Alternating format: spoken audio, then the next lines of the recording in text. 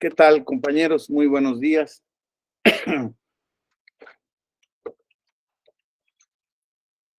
Bienvenidos a esta segunda parte del módulo sobre procedimiento especial sancionador, particularmente respecto de su origen, sus orígenes jurisprudenciales, su implantación en el sistema jurídico y, desde luego, de las facultades tanto del Instituto Nacional Electoral como del Tribunal Electoral del Poder Judicial de la Federación a raíz de su sala especializada. Eh, Quisiera empezar con una cosa que quizá no platicamos el día de ayer respecto del tema del origen de este procedimiento.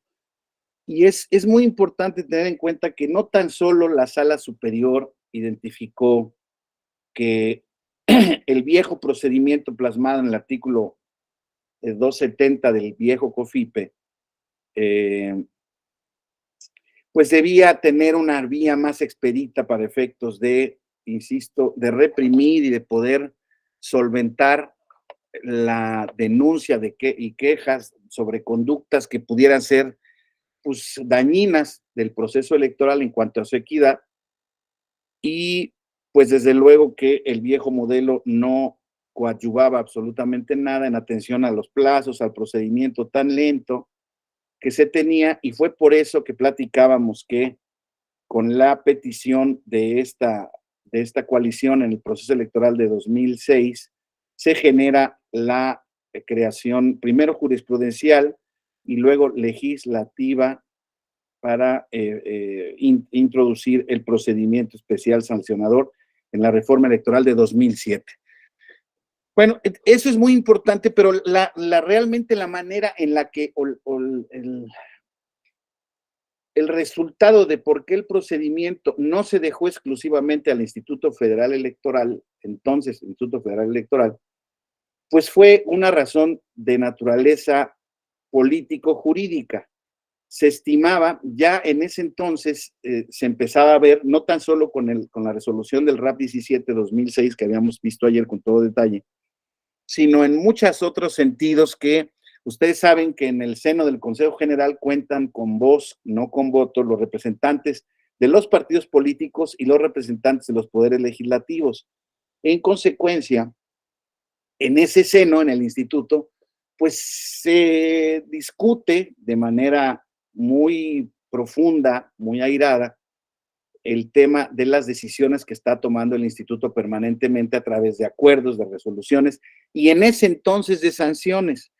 Entonces, ¿qué era lo que ocurría? Pues realmente el instituto, como organizador de las elecciones, como garante de la celebración de las elecciones, pues estaba volviendo en una arena de discusión política muy intensa, y se pensó que no era lo más pertinente el que al seno del instituto se estuvieran ventilando procedimientos sancionadores, porque naturalmente, pues cada partido político, pues exponiendo sus puntos de vista, pues al tratarse de una materia política, pues descalificaba al contrario, descalificaba a la autoridad, y bueno, desde luego que eh, tomaban mucho tiempo la resolución de estos procedimientos administrativos sancionadores, y sobre todo la arena en la que se daba la discusión. Al final, el camino, quien ha tenido la facultad para resolverlos, es el Consejo General del INE, pero evidentemente la resolución que toman, la toman independientemente, o sea, no, bueno, pueden tomar en cuenta, ¿no?, las alegaciones de los partidos políticos, pero vamos, son ellos los que la votan.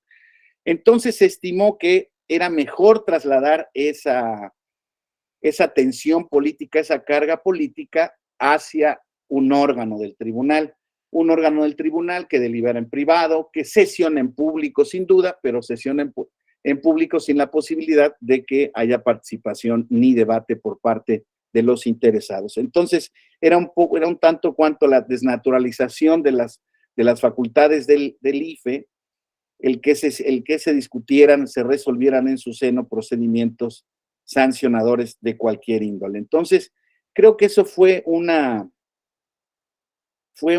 decisión virtuosa, sin duda, a partir de que eso se traslada y se bifurca el procedimiento.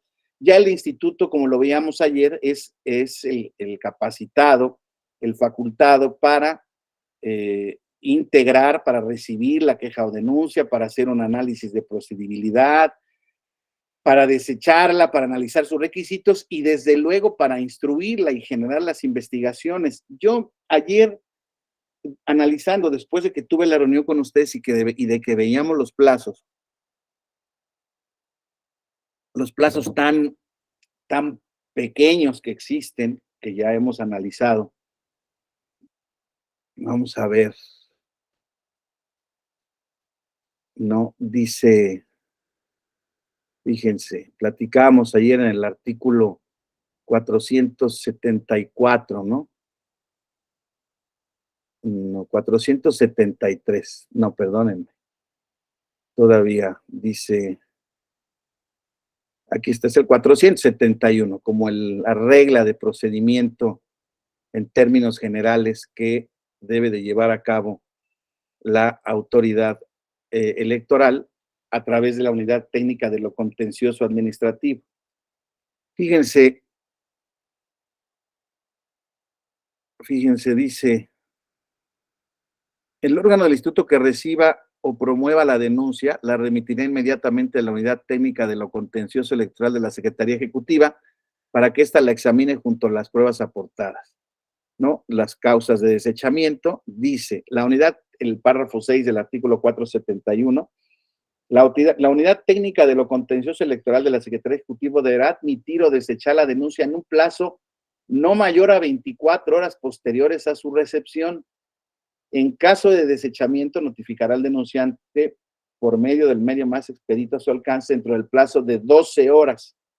Tal resolución deberá ser confirmada por escrito y se informará a la sala especializada del Tribunal Electoral para su conocimiento.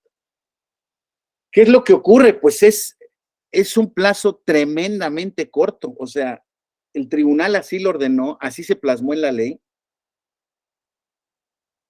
Pero ayer estaba consultando el sistema electrónico hay un sistema electrónico que es de colaboración, desde luego es al órgano interno del instituto, pero se llama, déjenme les digo cómo se llama. El de nosotros se llama Sistema de Información de la Secretaría General de Acuerdos, eso se llama SISGA, y el de ellos se llama, es un nombre muy especial, pero quiero que, aquí está, CIPES. Dice Sistema de Procedimientos Especiales Sancionadores, en el que se forma y aloja el expediente digitalizado de todas las constancias que integran el expediente que forme el Instituto Nacional Electoral con motivo de los procedimientos especiales sancionadores y remita, bueno, así es como se llama, Sistema de Procedimientos Especiales Sancionadores por parte del INE, ¿no? Entonces, ayer analizaba yo los acuerdos, ¿no? Correspondientes, analizaba un expediente de procedimiento especial sancionador y desde luego que pues los plazos 24 horas decía, ¿no? Vamos a seguir viendo un poco lo que dice. Dice, debe de admitir o desechar, ¿no? En un plazo no mayor a 24 horas posteriores a su recepción. Y luego dice, cuando la unidad técnica de lo contencioso admita la denuncia, ¿no? Ya vimos que no es un plazo no mayor a 24 horas, emplazará al denunciante y al denunciado para que comparezcan a una audiencia de pruebas y alegatos que tendrá lugar dentro del plazo de 48 horas posteriores a la admisión. ¿Sí? En el escrito respectivo se le informará al denunciado de la infracción que se le imputa y se le correrá traslado de la denuncia con sus anexos. Si la unidad técnica de lo contencioso considera necesaria la adopción de medidas cautelares, las propondrá a la Comisión de Quejas y Denuncias. De antemano, un pequeño disclaimer, acuérdense que el viernes vamos a ver todo lo relacionado a medidas cautelares. Entonces me voy a reservar todo ese tema porque es un universo en sí mismo para efecto de las medidas cautelares que veremos el día viernes con todo detalle, que además es una de las partes más importantes de este procedimiento, tal como lo veíamos en su calidad de procedimiento de tutela autoejecutiva. Entonces, viendo cuáles son los plazos, yo decía, caray, pues cada procedimiento especial sancionador debe de estar admitido o desechado en un día y debe de estar convocado a una audiencia en 3 días, a más tardar. Y luego dice una vez llevada a cabo la audiencia de pruebas y alegatos, ¿sí? Dice el artículo 473, celebrada la audiencia, la unidad técnica de lo contencioso electoral de la Secretaría Ejecutiva deberá turnar de forma inmediata el expediente completo, exponiendo en su caso las medidas cautelares y demás diligencias que se han llevado a cabo a la sala regional especializada del Tribunal Electoral, así como un informe circunstanciado. Y dice lo que tiene que traer el informe circunstanciado. Bueno, pues si nosotros vemos realmente, los plazos son tremendos. Ahora veremos las facultades del tribunal, pero el tribunal, a partir de que lo recibe, tiene que turnarlo en 24 horas. El magistrado tiene que presentar un proyecto de resolución en 24 horas y en un día la sala tiene que resolver el procedimiento especial respectivo. Pues son plazos, estamos hablando de procedimientos realmente de una semana si los plazos fatales se cumplieran. Pero, ¿qué es lo más importante que debemos observar y que debemos advertir en la necesidad de la implementación de este modelo de procedimiento administrativo sancionador, de procedimiento sumario, de su esquema bipartita, y de las fases en el procedimiento? Veíamos, insisto, entonces, que en la esquema bipartita de facultades, esta facultad indagatoria, que ya vimos le corresponde a la unidad técnica de lo contencioso electoral, pues no se agota con la audiencia de alegatos y pruebas, ¿no? ¿Por qué? Porque a la denuncia que viene con ciertos requisitos, ¿no? Ya vimos cuáles son los requisitos que debe de tener, tiene que acompañarse pruebas, un principio de pruebas, y la unidad tiene que identificar, verificar si cuáles son el cúmulo de las pruebas, cuál es la calidad de las pruebas, etcétera, etcétera, y verificar si tiene la necesidad de hacer mayores requerimientos. ¿Por qué? Porque parte de la salvaguarda del debido proceso legal es uno de los fundamentos de este proceso. Entonces, es muy importante que veamos que no veamos la parte, digamos, represora ni tuteladora del procedimiento especial, sino que la implementación de su resolución y de su instrucción por parte de dos órganos, la autoridad administrativa y del Tribunal Electoral, los dos deben de estar perfectamente conscientes y deben de proteger los derechos a la tutela judicial efectiva, el derecho de defensa, el derecho a la contradicción, el derecho a presentar pruebas por parte del denunciado. ¿Por qué? Porque pues es parte fundamental al final del camino de la impartición de la justicia. Veíamos en alguna otra materia, hoy en día, compañeros, pues hemos visto un montón de casos y supuestos en donde se filtran comunicaciones privadas en la opinión pública, donde se imputa a un determinado servidor público la conversación en donde se supone que están haciendo actos ilícitos. Eso está muy de moda, precisamente ahora lo ejerce una gobernadora en contra de quienes considera que son sus adversarios políticos, ¿no? Y bueno, pues son naturalmente para la opinión pública, pues son audios que pueden ser de alto impacto informativo, de alto impacto respecto de la percepción que la opinión pública tenga de quienes están siendo exhibidos en esa naturaleza, ¿no? Ha exhibido a diversos líderes de partidos, particularmente de uno, al líder del Senado, etcétera, ¿no? A bastantes. Entonces, si nosotros nada más nos dejáramos llevar, o las autoridades más bien, se dejaran llevar por esa primera impresión de lo que una denuncia puede contener, pues evidentemente las sanciones no corresponderían necesariamente con la realización o la efectividad o la verificación de un hecho auténticamente ilícito.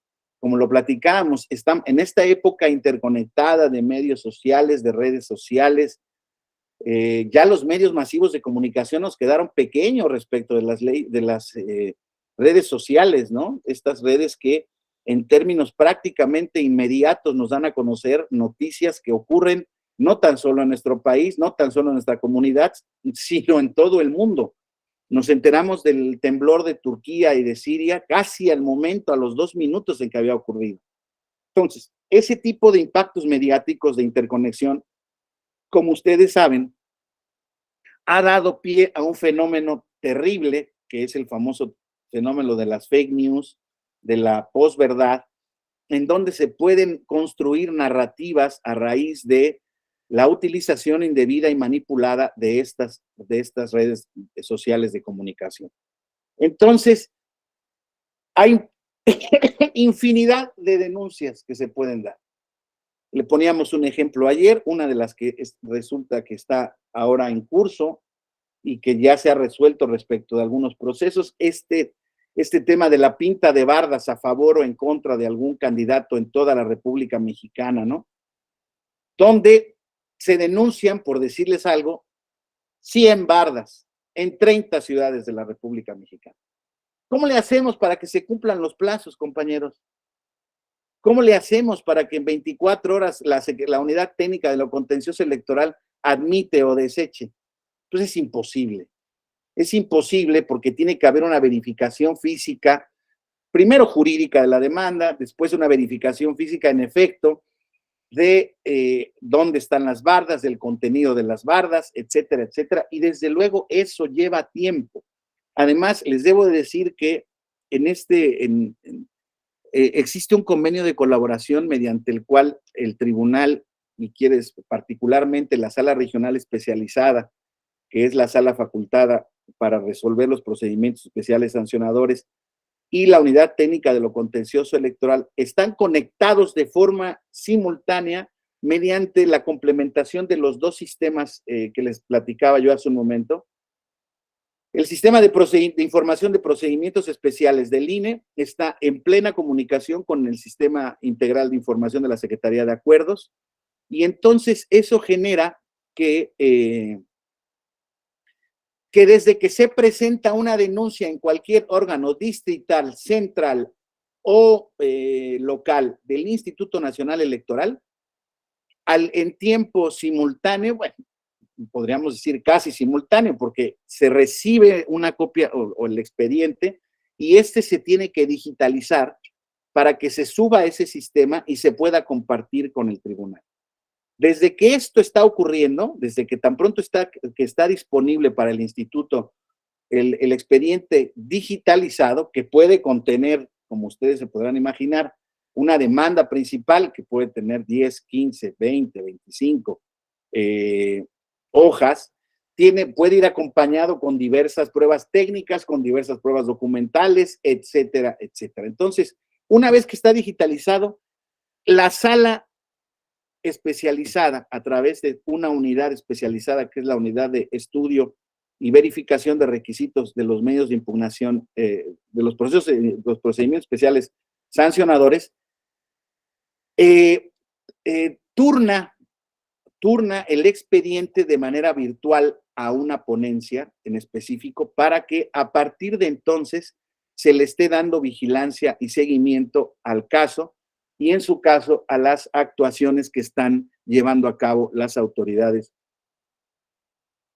La autoridad administrativa electoral, que como saben es la unidad técnica de lo contencioso electoral. Entonces, como les decía yo, desde luego, estos plazos que están ahí para ser cumplidos, desde luego, existen condiciones que materialmente impiden su ejecución natural, ¿no? O sea, ¿por qué? Insisto, por las condiciones específicas de la demanda. Por ejemplo, en muchas denuncias, también se da el caso de que se denuncian a diversos sujetos. Por decir algo, en estas denuncias que ya existen también en contra de la gobernadora de Campeche, se dice que se denuncia a la gobernadora de Campeche, al director de comunicación social del gobierno del estado de Campeche, a la emisora pública donde se emite el programa, en fin, a un montón de responsables y para cumplir con las reglas del debido proceso, compañeros, existe jurisprudencia de la sala superior incluso, que la sala regional especializada en la unidad técnica de lo contencioso electoral no pueden dejar de llevar a cabo el cumplimiento de las reglas del debido proceso, de la defensa, de la tutela judicial efectiva, sobre pretexto de cumplir con los plazos legales tan perentorios que tienen para efectos de la resolución. Entonces, eso desde luego es una garantía que interpreta los plazos, esos plazos interpretados de manera, pues digamos, incorrecta, pues pueden ser plazos que generen una merma en el derecho a la debida defensa, el derecho de audiencia, la garantía de tutela judicial efectiva. Perdón que lo reitere tanto, pero es que son fundamentales, compañeros. Una de las garantías que más tiene que verificar su cumplimiento el tribunal, no tan solo como órgano jurisdiccional, sino como órgano tutelador de los derechos humanos que en esta materia se involucran, no tan solo derechos político-electorales de los actores, no tan solo posibles derechos, obligaciones o deberes de las autoridades, sino el cumplimiento de todos los principios de constitucionalidad y legalidad que hacen que sea vigente la necesidad de que las elecciones se rijan bajo un principio de certeza,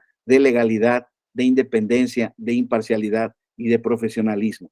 Entonces, cuando veamos estos plazos, pues digamos, no nos espantemos. Les confieso que yo tuve la oportunidad de servir en la sala superior y en la sala regional Guadalajara. No tuve la oportunidad de trabajar en la sala regional especializada, pero desde luego que conozco su funcionamiento porque cuando en la última etapa de mi estancia en el tribunal como coordinador de la ponencia del magistrado González Oropesa, nos tocaban ya resolver en gran medida los recursos de revisión del procedimiento especial sancionador que se dan en contra de las determinaciones tanto de la sala regional especializada como de la unidad técnica de lo contencioso electoral o de la unidad de quejas y denuncias del Instituto Nacional Electoral cuando emite medidas cautelares o decide no emitirlas ante la petición. Entonces, veía yo con ellos y desde entonces, desde el 2014, sabemos que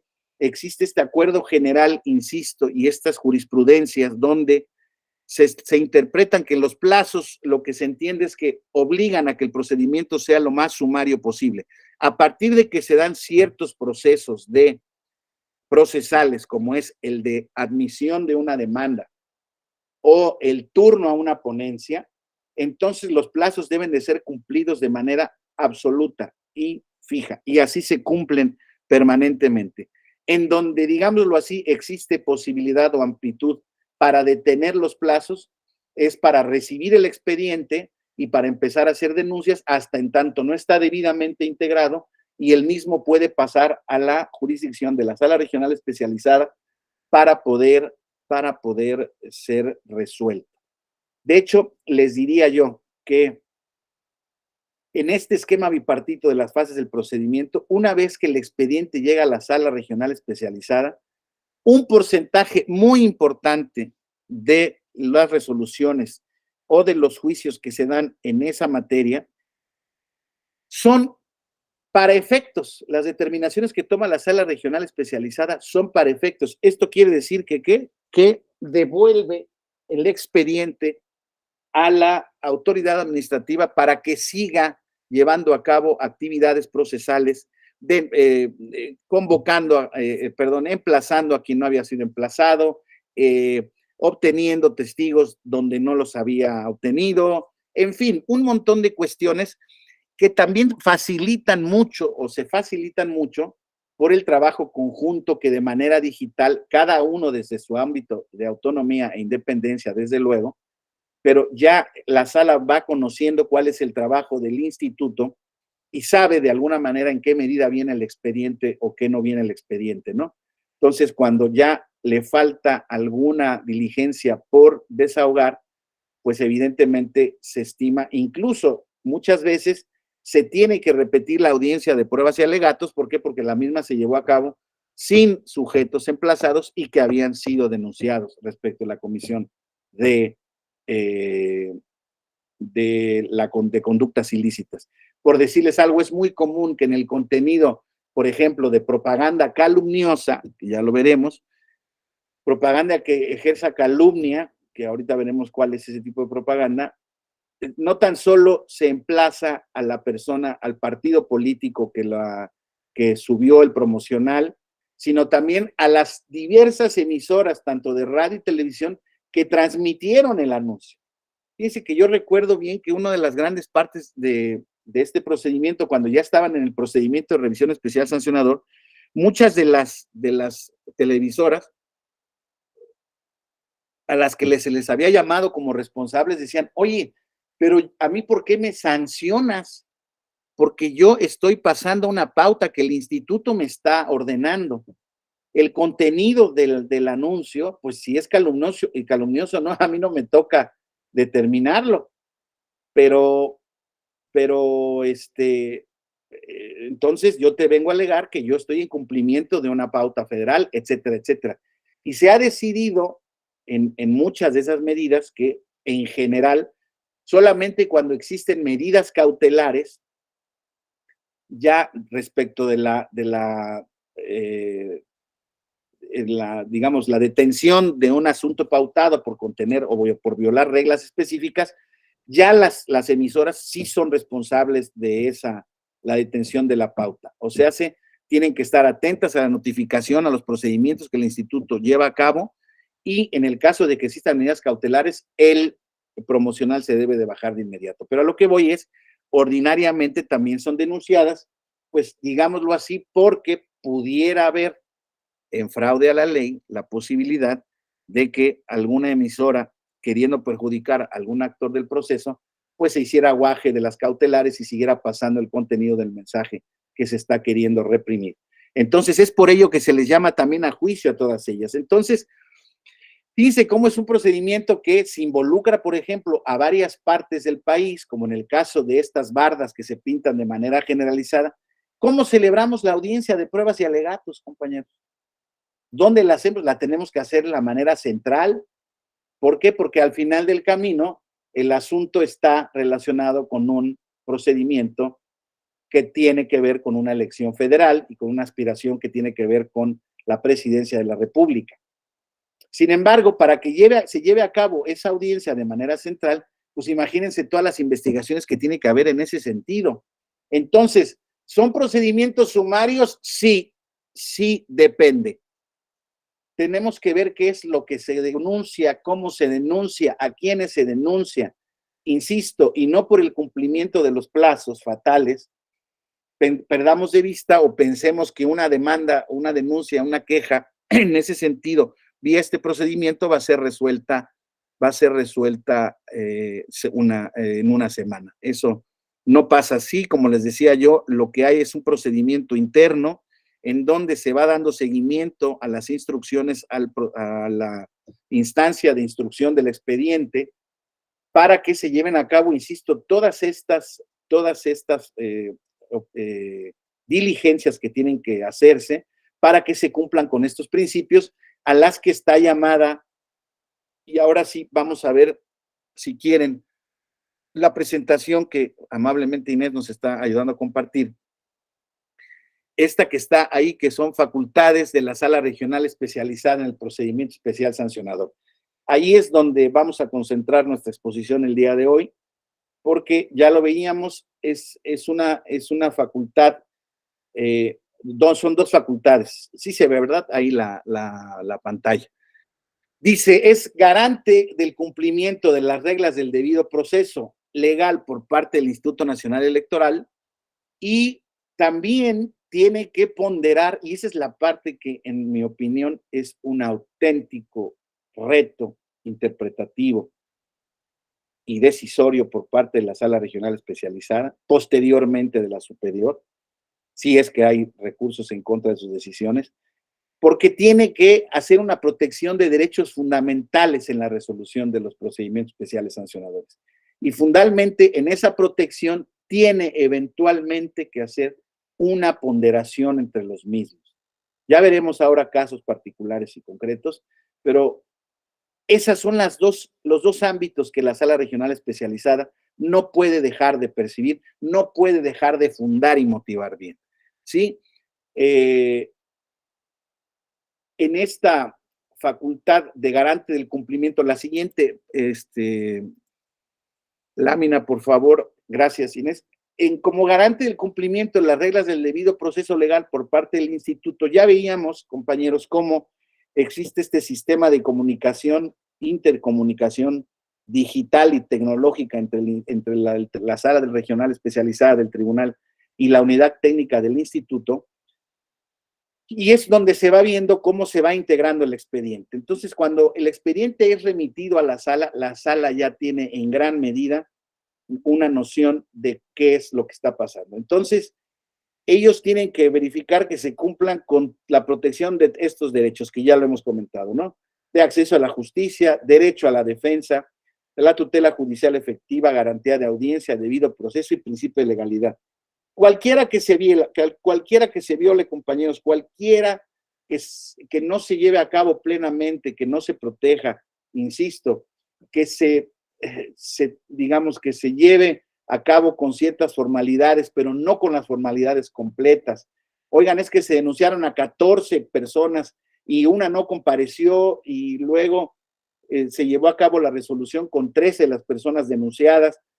Bueno, pues basta con que la 14ª no haya acudido cuando debidamente tenía que haber acudido, o por lo menos que constara que habiendo sido emplazada, la misma decidió no acudir al procedimiento, que son cosas totalmente distintas. O sea, entonces se puede reponer el procedimiento y pasa mucho, ha pasado, cada vez pasa menos.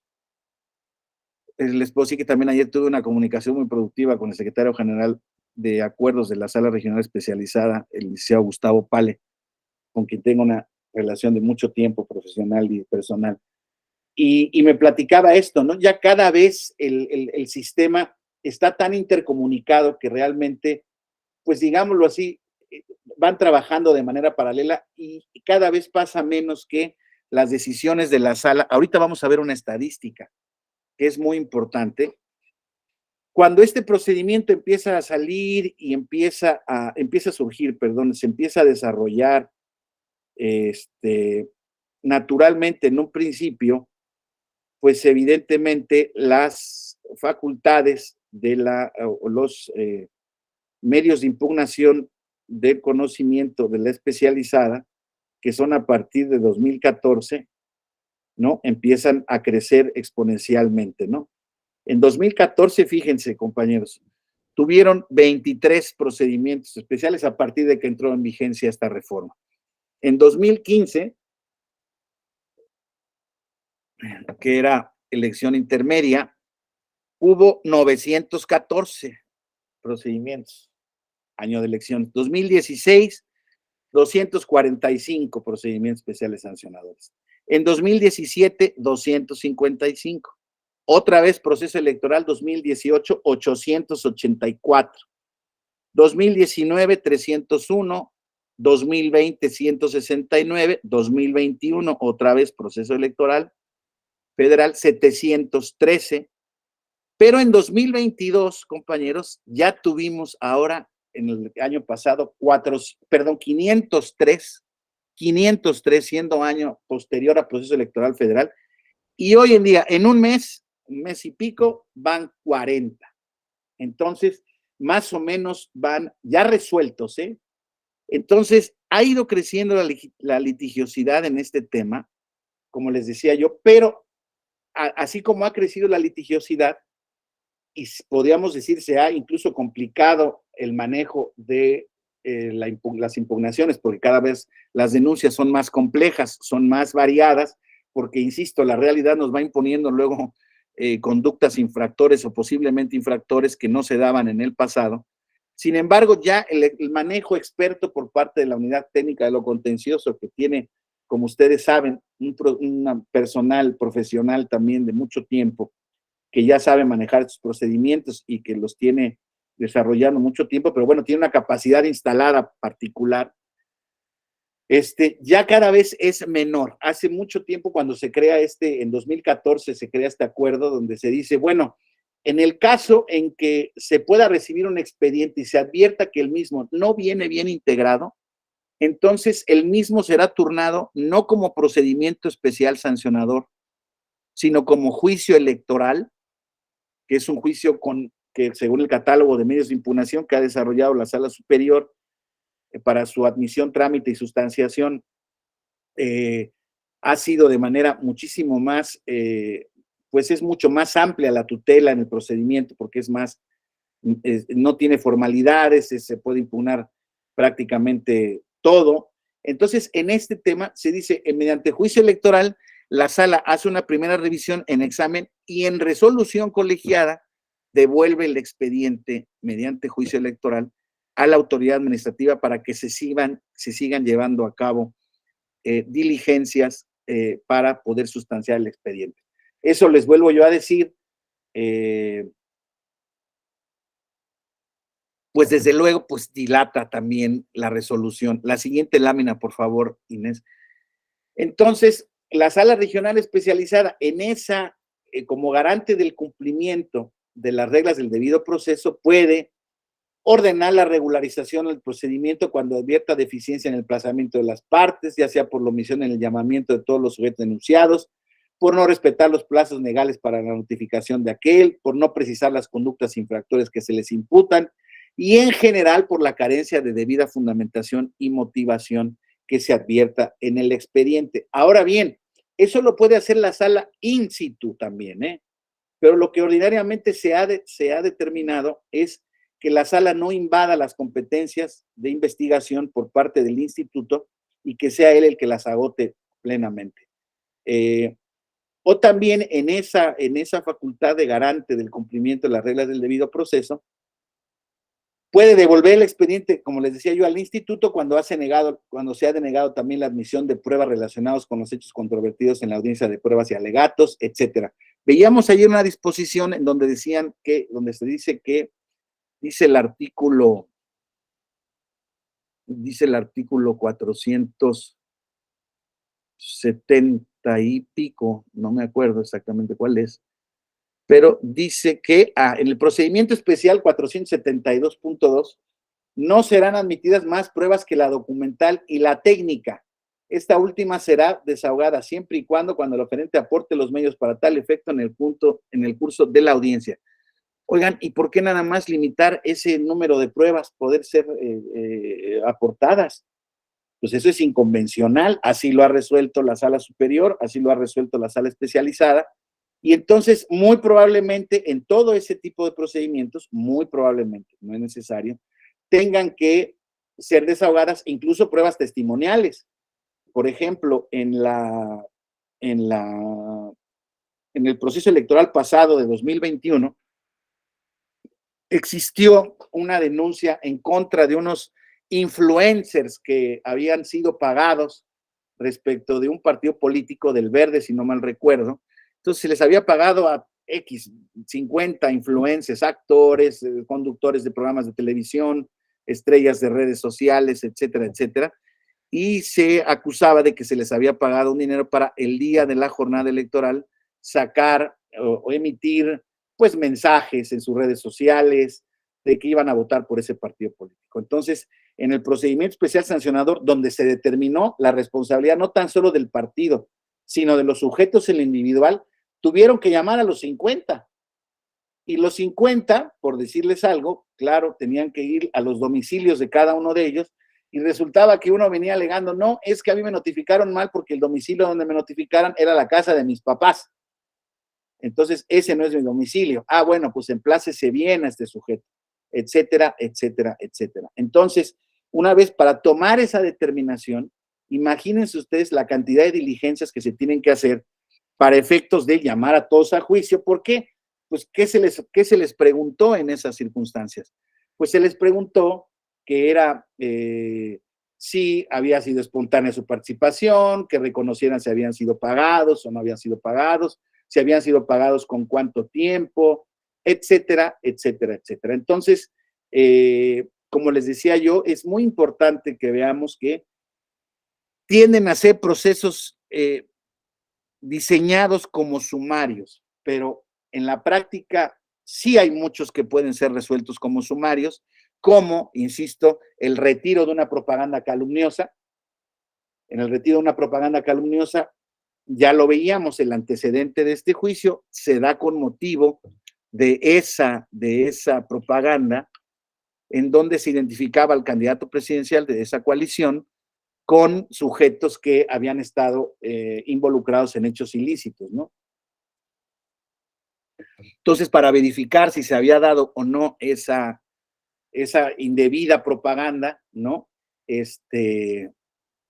Pues se llevó a cabo la instauración del procedimiento y se entendió que se podía llevar a cabo de manera específica. Ahora bien, los supuestos para los cuales es procedencia este procedimiento especial, pues sí son procedimientos que en principio, ¿no? Podríamos identificar como que son susceptibles de ser verificados rápidamente y se puedan llevar a cabo de manera sumaria. Sí, y solo sí, depende del caso. Insisto, ya veíamos, porque tiene que ver con propaganda física, también de la propaganda, propaganda calumniosa, difusión de propaganda gubernamental, tiempo indebido, propaganda en radio y televisión contratado por una persona no permitida, eh, como insisto, contravengan cualquier tipo de regla específica sobre la propaganda, constituyan actos anticipados de campaña o precampaña, ¿no? Tengan promoción personal promoción personalizada de funcionarios públicos o se utilicen recursos públicos en las campañas electorales o el nuevo supuesto de la violencia política en razón de género. No son no son cuestiones de verificación tan inmediata, ¿no? Incluso, si bien es cierto, muchos de los casos en los que se alega violencia política en razón de género, quería sacar esa estadística el día de ayer, pero no me dio tiempo, hay un alto grado de éxito en las denuncias que hacen las mujeres o cualquier persona cuando se advierte o cuando se verifica o cuando se denuncia violencia política en razón de género. Sin embargo, los procedimientos no son tan expeditos porque se tiene, insisto, en el caso de que haya sido porque se dijeron algunas expresiones que podían ser causantes o productoras de violencia política, pues eso tiene que analizarse el contexto, el contenido, la voluntad, etcétera, etcétera, etcétera, de quien los emite, ¿no? O sea, no en inmediato se puede advertir que una conducta denunciada en efecto es constitutiva o no de violencia política en razón de género. Alguien me puede decir, oiga, pues también el tema de la calumnia está complicado de verificar. Pues yo les diría sí, pero digamos, la propia ley nos da una idea, ¿no? De lo que es la propaganda calumniosa, ¿no? Y dice la ley, Dios mío santo, tampoco ese artículo se me pierde, perdón. Dice, en términos generales, dice calumnia es aquella expresión, perdónenme, pero es que la tengo que encontrar porque si no.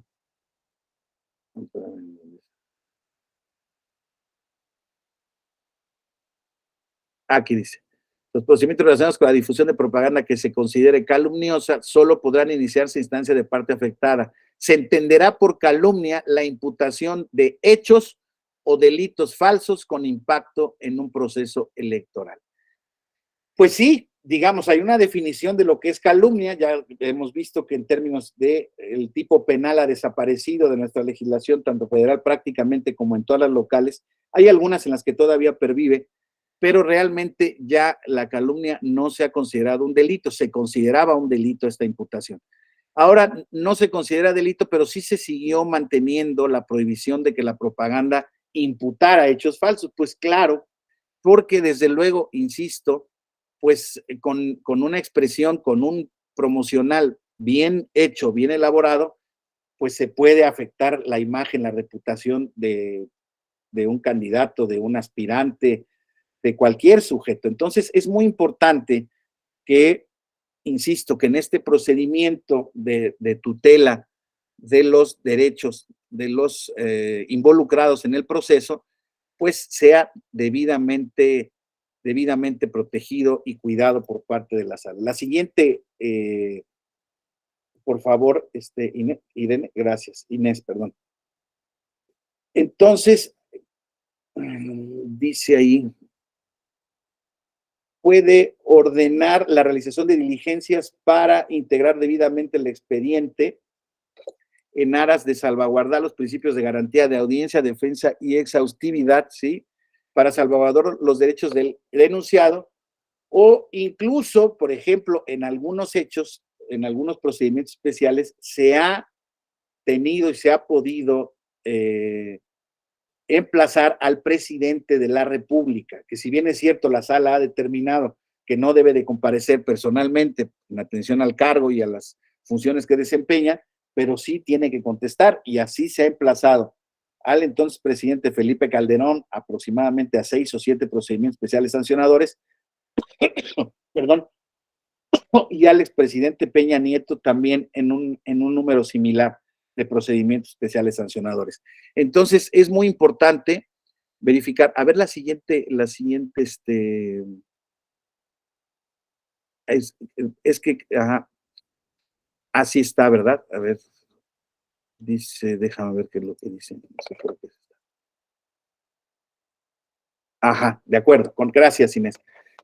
Entonces, recapitulando, hemos visto que en esta facultad de tutela de derechos fundamentales, particularmente en la tutela de derecho, perdón, del debido proceso, de la garantía del debido proceso, la sala regional especializada puede hacer todo este tipo de actividades, actuaciones, las puede hacer in situ, las puede regresar a la unidad técnica de lo contencioso. Es una práctica que lo haga en devolución y mediante la vía del juicio electoral, pero como les digo, ya hoy en día los expedientes, pues digámoslo así, ya se saben el camino, ¿no? Las autoridades administrativas, si bien es cierto, tienen una carga de trabajo muy importante, pues ya saben que cuando exista alguna omisión o deficiencia en su integración, el expediente podrá ser devuelto o muy probablemente será devuelto por parte de la sala regional especializada y el mismo podrá, tendrá que seguirse sustanciando. Entonces, esa es una parte fundamental, ¿no? De las facultades de la sala regional especializada. Ahora bien, compañeros, aquí el punto más complicado. Una vez que está el expediente integrado, una vez que ya está, supongamos, ya está todo debidamente cubierto, todo el mundo se emplazó, todo el mundo compareció, todo el mundo alegó lo que a su derecho convenía.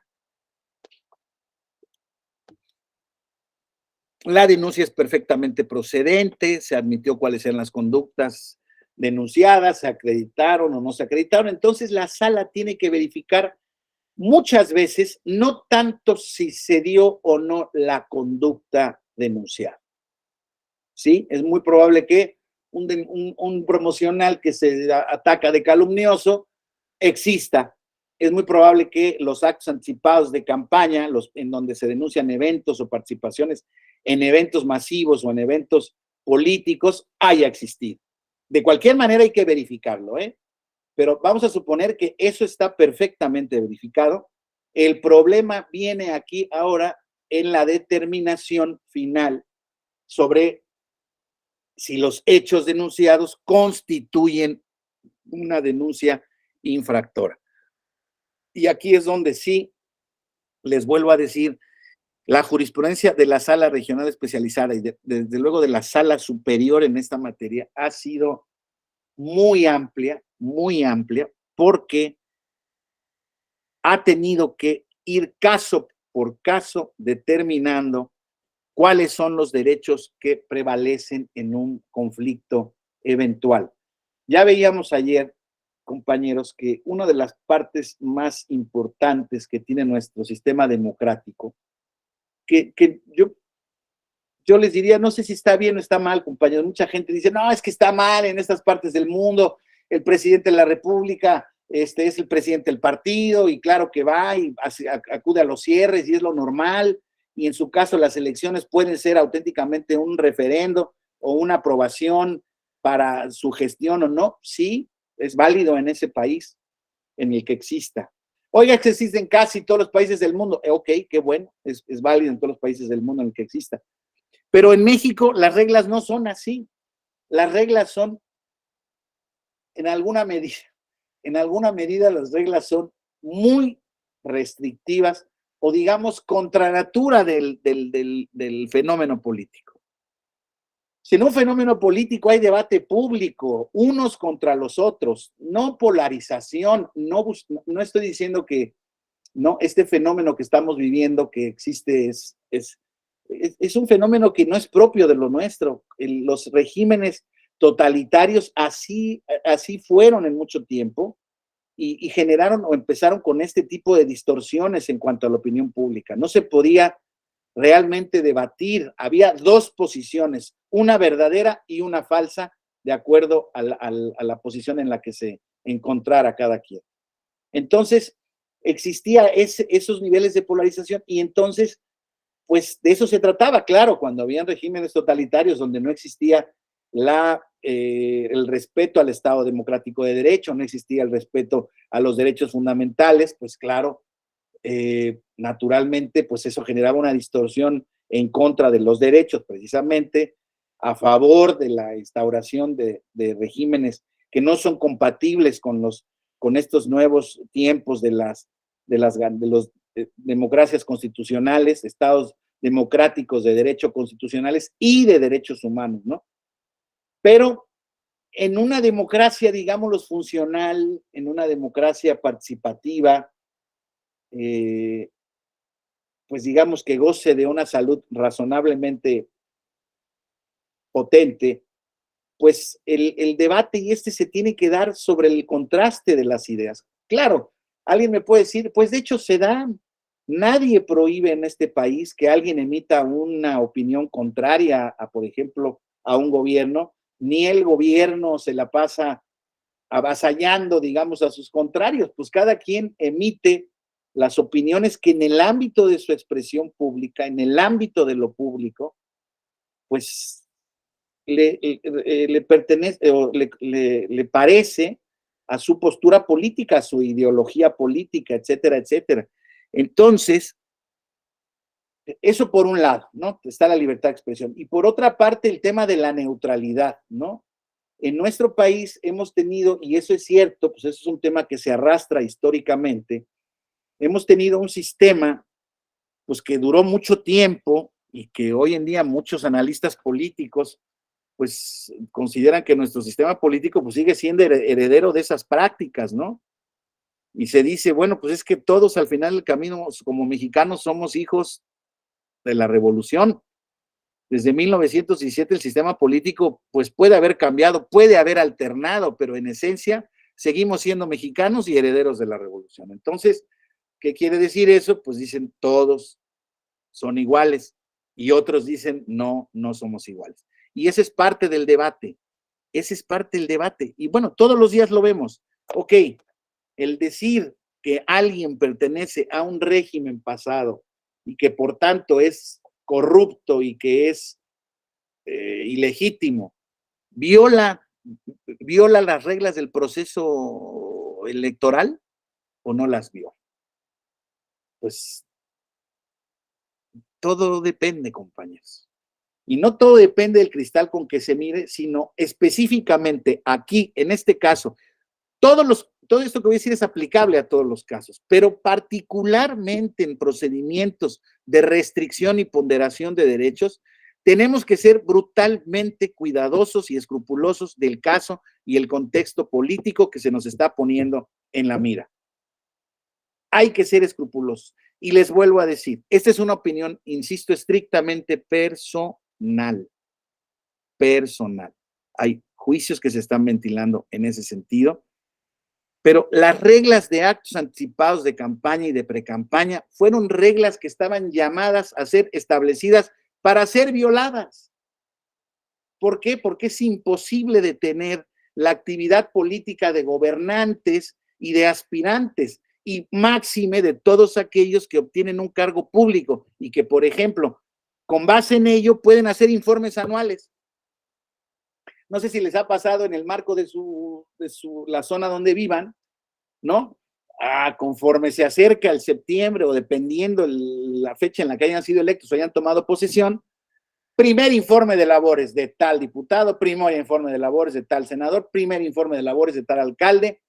Y claro, la Constitución marca y la ley marca un régimen específico para que ese marco de exposición de ideas se pueda dar. Sí, ok. Pero eso, digamos, debería de ser lo normal. O sea, las acciones de gobierno deben tanto ser criticadas como deben de ser o deberían ser cacareadas. En todo tiempo, pues a mí me parece que en el ámbito de la contienda, para que los ciudadanos puedan estar mejor informados, sin cortapisas deberían estarse pudiendo alternar. El problema es que como no estamos en un procedimiento electoral, no estamos en los tiempos, todo el mundo dice que se debe estar callado. Es más, miren la disfunción de nuestra ley. Ya se acabaron las precampañas en el Estado de México. Están por acabarse, creo que ya concluyeron también las de Coahuila. Ya hay precandidatos, no hay candidatos. Ahora viene un proceso de febrero, marzo, de 2 meses de lo que se llama intercampaña. Y en ese proceso, en ese tema de 2 meses, se supone que los precandidatos no pueden hacer nada que pueda ser interpretado como acto anticipado de campaña. Cualquier entrevista, cualquier contexto de la aparición de que se dé de parte de Dios, tiene que ser brutalmente cuidado para ver qué es lo que se dice y qué no es lo que se dice. Y yo digo, si con tanto tiempo se fueron dando los procedimientos de selección de candidatos, ¿qué no vale la pena que vayan ya promoviendo sus ideas y sus propuestas? Que la gente decida si le cae bien o no le cae bien una opción, o si no le cae tan bien una opción, pero le termina cayendo bien. Pues, yo creo que sería una magnífica oportunidad, y perdón que se los diga, no generar reglas disfuncionales en donde ahora te tienes que callar 2 meses. Ah, ya estuviste de paseo por todo el estado, ya todo el mundo sabe que quieres ser gobernador, entonces a partir de ahora guárdate en tu casa 2 meses. O sea, perdón, o resulta contra natura, ¿no? O sea, a mí me parece que nuestro sistema en ese sentido, pues es contra natura, pero es el sistema que hay. Insisto, estoy dando mi opinión personal respecto de lo que considero desde la perspectiva política. Jurídicamente es lo que hay y jurídicamente es lo que se denuncia y jurídicamente es lo que se tiene que resolver. Entonces, ahora bien, ahí es donde viene ese gran conflicto que les digo. En la tutela de derechos fundamentales, en el procedimiento especial sancionador, tenemos que verificar qué, insisto, qué es lo que se puede permitir y no se puede permitir. Y hablábamos de un primer asunto que está, no desde ahorita, desde hace mucho tiempo, siendo utilizado por los políticos, por los partidos políticos, en su propaganda político-electoral, en sus conversaciones políticas, que es la inviolabilidad de las comunicaciones privadas. Desde el 2015, la sala especializada ha determinado que toda aquella publicación, propaganda electoral que se da en el contexto de una contienda electoral, de un proceso electoral, que hace referencia, que contiene partes de comunicaciones indebidamente obtenidas, no podrá ser utilizada porque viola el principio de obtención ilícita de la prueba. Ya sabemos que eso no. Entonces, ahí está el dato. Yo no digo más. Ese es un primer criterio que se dio cuando recién la sala había iniciado su andar, en 2014, ¿no? Desde ese entonces. Oiga, ¿qué hacemos con todo lo que ocurre en el martes del Jaguar? No sé, que se denuncie, que se diga. Pero es parte de una estrategia política y que es parte de una estrategia política rentable. Yo les vuelvo a decir, se los confieso como ciudadano, si yo mañana, bueno, luego pasan el tema de los videos de la gente recibiendo dinero, ¿no? También es otro que está ahorita en las redes sociales, en los medios, en el tal o cual cosa. Pues son grabaciones obtenidas ilícitamente. Oiga, está prohibido eso. Todos los días las vemos. Es más, métanse al Instagram, al Facebook, al TikTok, al Twitter y busquen gente del gobierno de Campeche recibiendo dinero sin ninguna cortapisa. Ahí la tienen, inmediata. Y no genera una mala opinión. Híjoles. Oiga, yo sé si son los que están ahí, los que se acusan, etcétera, etcétera. Pues no sé. Yo veo ahí a gente, no los conozco. Yo veo a gente que está obteniendo, que está recibiendo dinero, etcétera, etcétera, que esto no surge hoy en día, esto surge de hace mucho tiempo. Entonces, ahí está el asunto. Eso va a llegar al conocimiento de la sala especializada. Vamos a verlo, vamos a ver qué es lo que se determina, pero bueno, ahí incluso hay conductas que podrían constituir otro tipo de cuestiones, ilícitos penales, etcétera, etcétera, ¿no? Entonces, podríamos ver entonces que esa, digamos, esa conjunción de derechos, porque es grave lo que se está viendo ahí, o es aparentemente grave lo que se ve ahí, pues sí, pero no puede ser utilizado, pues sí, pero se utiliza, pues sí sanciona a quien lo utilizó indebidamente, ok, que me sancionen. Lo que les decía yo ayer respecto de la valoración, de que me pongan una multa, que le pegue yo una friega a mi contrario con la exhibición de estas comunicaciones privadas, pues que me impongan la multa, ¿no? Entonces, pero bueno, ese no es un problema de diseño del procedimiento, eso es algo bien importante, es de cómo se utiliza el procedimiento. Entonces, claro, también aquí tenemos que ver que en la contienda política, dicen que en la guerra, en el amor y en la política todo se vale. Bueno, ya dijo el tribunal, o ya ha dicho el tribunal, que no todo se vale. No todo se vale y más bien algunas cosas tienen consecuencias. Pero hay gente que lo sigue haciendo, como hay gente que sigue delinquiendo y como hay gente que sigue cometiendo ilícitos. ¿Por qué? Pues porque está en la naturaleza humana. Ahora insisto, si en la naturaleza política está el que la contienda sea una arena de discusión y de controversia, pues, ¿por qué no existe una liberalidad mayor o menor en las reglas?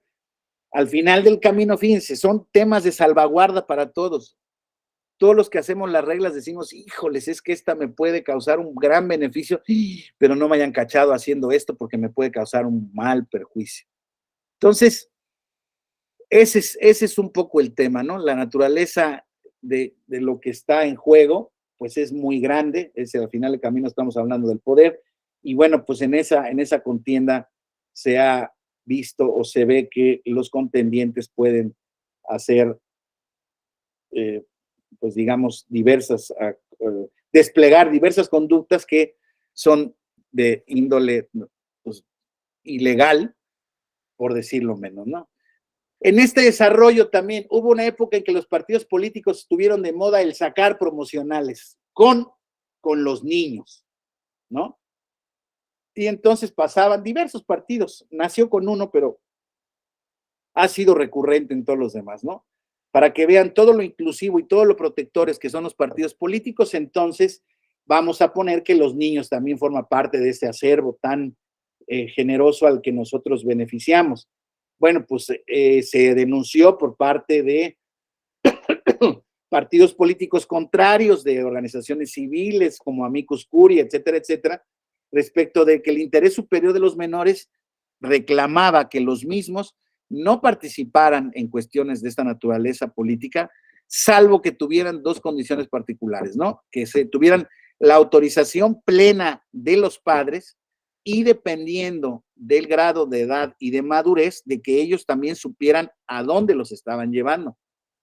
Entonces, en diversos casos, los bebés, bueno, pues los bebés no tienen madurez, ¿no? Los niños pequeños no tienen la posibilidad de determinar si quieren o no quieren participar, pero conforme van creciendo y conforme se puede advertir que son menores de edad, se puede denunciar el que no los hayan tomado de manera contra su voluntad o dándole dádivas indebidas, etcétera, etcétera, ¿no? ¿Por qué? Porque, insiste, es esta ponderación de derechos fundamentales. Oiga, pero ¿por qué yo no puedo pasar que mi grupo de simpatizantes incluya a estas familias que incluyen un bebé? Pues porque el menor no sabe todavía. Oiga, sus papás están de acuerdo. Ah, entonces sí se puede. ¿Dónde está tu autorización?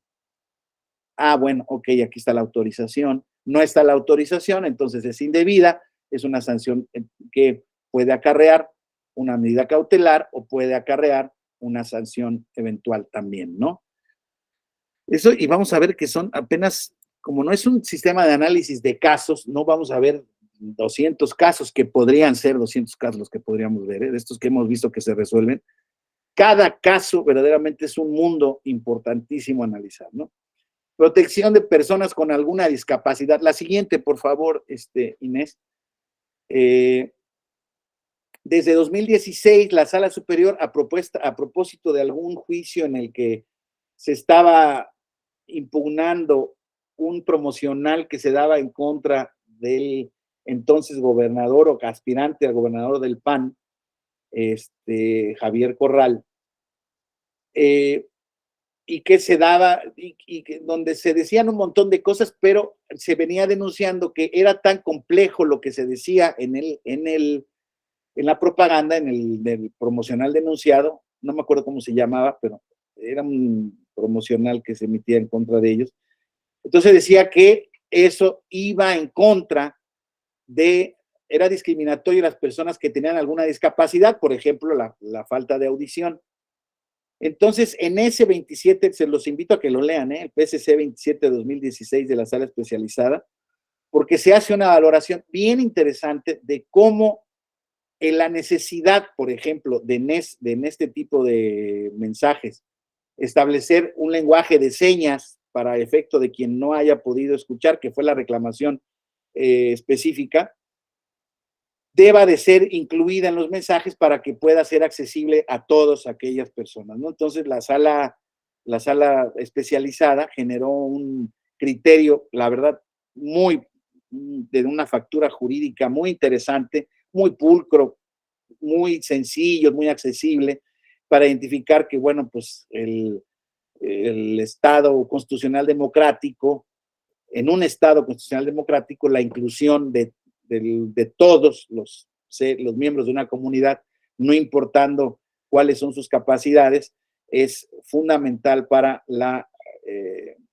pues digamos, para llevar a cabo esta finalidad de que todos sean los que participen de manera informada en el proceso electoral correspondiente.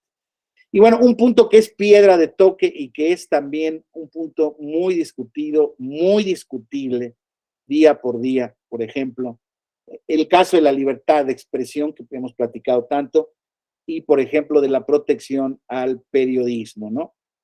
Hay un caso emblemático, es un caso que se llama el PSC 13-2015, se le conocen algunos textos académicos, incluso alguno que realizó el magistrado Felipe de la Mata,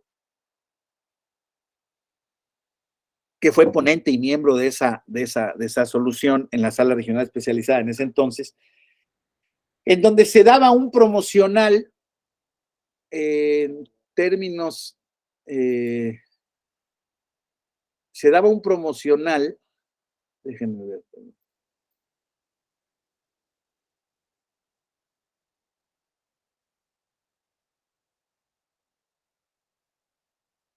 Ay, caray, no lo tengo.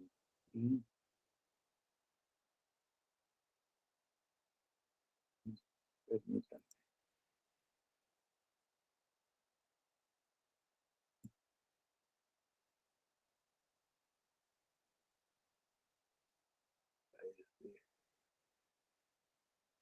Ah, sí, aquí está.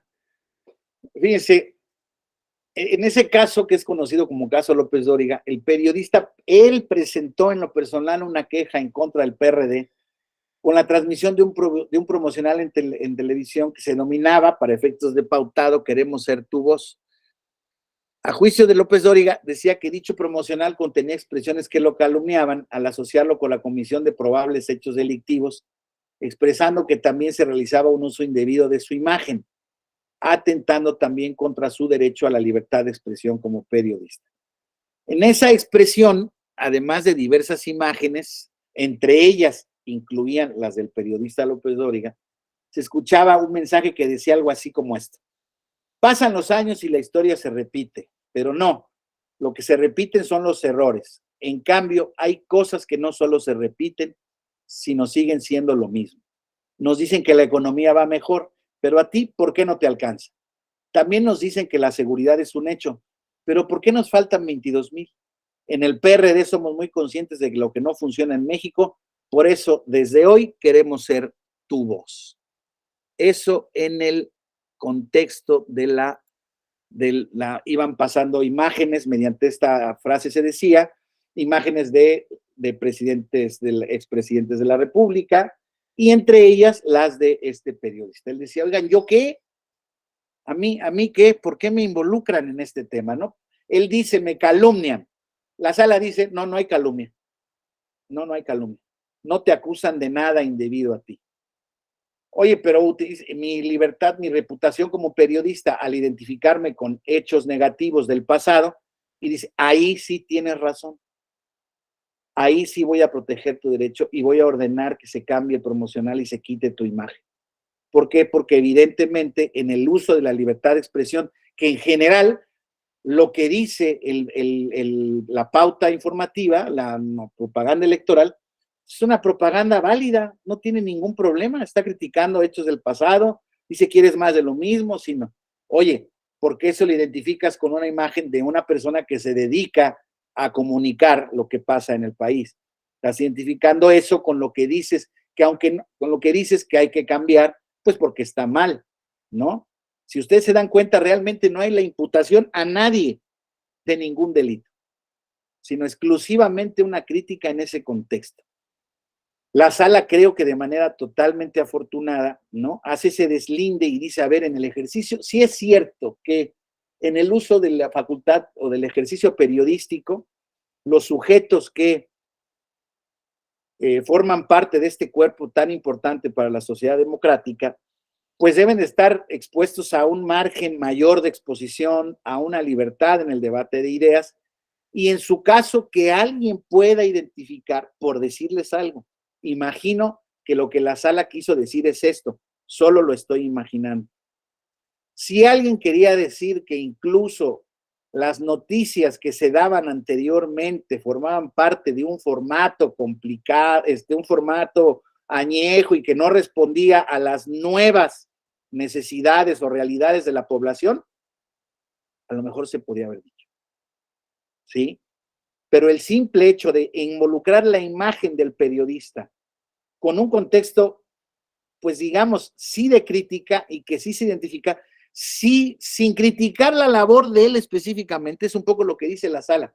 A ver, eso no quiere decir que no se pueda criticar la labor periodística de alguien, eso está permitido por la jurisprudencia interamericana, eso está permitido por los órganos internacionales y nacionales. ¿Por qué? Porque los periodistas, pues, también bajo un velo de neutralidad pueden influir en el electorado de alguna manera. Y eso es cierto, ¿no? Tienen acceso a una pantalla, tienen acceso a grandes públicos, grandes audiencias, y su labor no es neutral necesariamente, ¿no? Entonces, pero en el contexto en el que se da, la sala dice, tienes razón, no te calumnian, no te están diciendo nada, pero sí están utilizando indebidamente tu imagen. Fíjense que, de verdad se los digo, o sea, si a mí me lo hubieran puesto desde un principio, yo la verdad es que no, pues no hubiera, ahora que lo veo a 7 años vista, 6 años vista, 7 años vista, casi, pues me parece quizá un tanto evidente, ¿no? Pero en su momento, pues pudo haber pasado de decir, bueno, no, pues son una parte de una crítica y tú formas parte de ellos. Entonces, esa ponderación de los derechos fundamentales se tiene que hacer bajo un crisol bien específico del caso, porque ese caso puede informar a otros. Y entonces, en ese detalle, pues la verdad es que,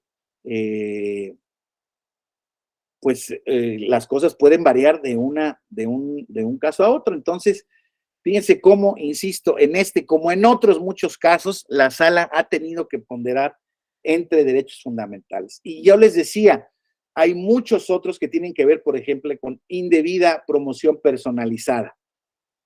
Casos, por ejemplo, en un proceso electoral de Veracruz, donde un gobernador en funciones llevaba a su hijo, que era el candidato de ese estado a la gobernatura, o precandidato a la gobernatura de ese estado, lo llevaba a la inauguración de hospitales y de clínicas o de unidades deportivas, y entonces se denunciaba esa conducta como una conducta de indebida, ¿no? De indebida anticipación. Se estaban haciendo actos de campaña por parte del sujeto que asistía y que era tomado en, no se le entrevistaba, pero en el contexto de la noticia en general aparecían las imágenes del gobernador, su papá, aparecían las imágenes de él como asistente a estas reuniones, y luego no decía nada. Dice la sala, pues, oigan, no podemos coartar su derecho, si no fue invitado, no estuvo en el podio, no dijo nada, se comportó así, podía asistir. Yo hago la pregunta, ¿de verdad sí podía asistir?